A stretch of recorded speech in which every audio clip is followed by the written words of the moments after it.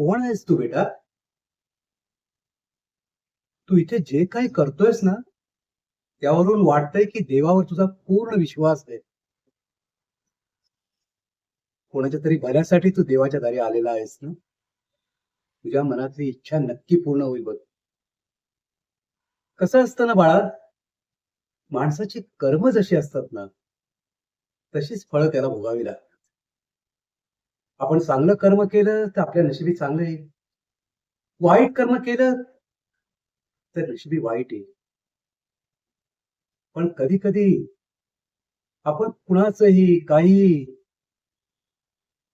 वाईट केलं नसलं तरी सुद्धा दुसऱ्यांनी केलेल्या चुकाची शिक्षा मात्र आपल्याला भोगावी लागते. त्याची फळं आपल्याला भोगावी लागतात बाळा. कदाचित आपल्या मागच्या जन्माची पापं असतात ती. म्हणून पण तू मात्र नक्कीच तुझ्या कुटुंबातल्या कोणाच्या तरी भल्यासाठी इथे आलेला आहेस. हो ना? होईल. तुझ्याही मनातली इच्छा पूर्ण होईल. मी मात्र देवाच्या दारी यासाठीच बसलोय की माझं माझं कुटुंब चांगलं, सुखी, आनंदी राहावं.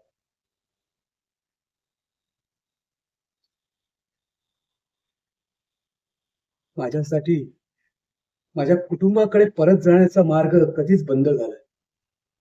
कारण मी त्याचा विचारही करू शकत नाही. मी जर माझ्या कुटुंबाकडे परत गेलो ना, तर त्यांना खूप काही सहन करावं. नको, नको ते भोगावं लागेल.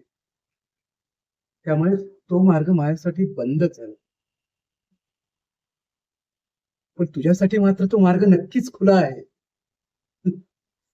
तुझ्या मनातल्या सगळ्या इच्छा पूर्ण होतील.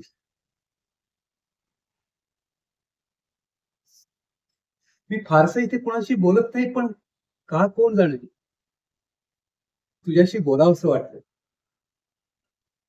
देवळातली सगळी मंडळी मला बाबा म्हणतात. तूही बाबा म्हणू शकतोस.